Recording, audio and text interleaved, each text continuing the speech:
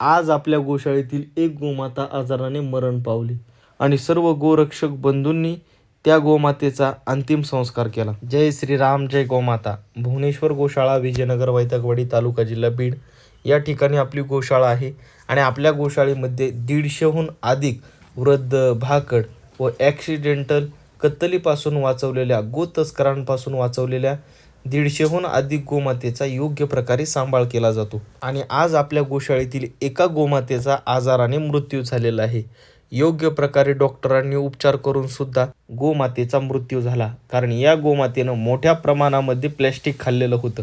कारण काही दिवसापूर्वीच बीड जिल्ह्यातील मोमीनपुरा कत्तलखाना कारवाईतून बकरी ईदच्या पार्श्वभूमीवर आपल्या गोशाळेमध्ये 57 गोवंश आले होते. त्यातीलच ही एक गोमाता जिचा आज मृत्यू झालेला आहे.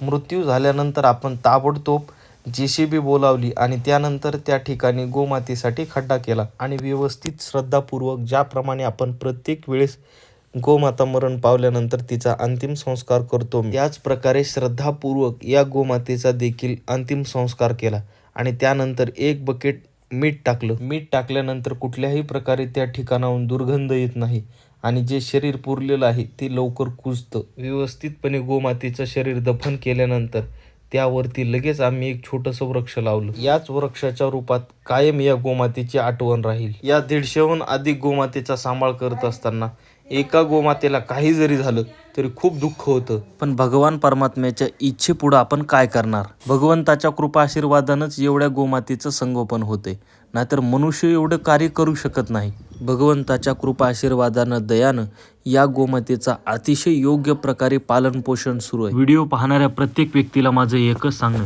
की आपल्या परिसरामध्ये सुद्धा जर काही वृद्ध, भाकड गोवंश असतील किंवा काही व्यक्ती काही कारणास्तव खटकाला विकत असतील, गोतस्करांना विकत असतील, तर आपल्या गोशाळेसोबत नक्की संपर्क करा. आणि शेतकरी बांधवांना विनंती आहे की 4 पैशासाठी गोतस्कराच्या दावणीला, गोतस्कराच्या हाती, खटकाच्या हाती गोमातेला देऊ नका.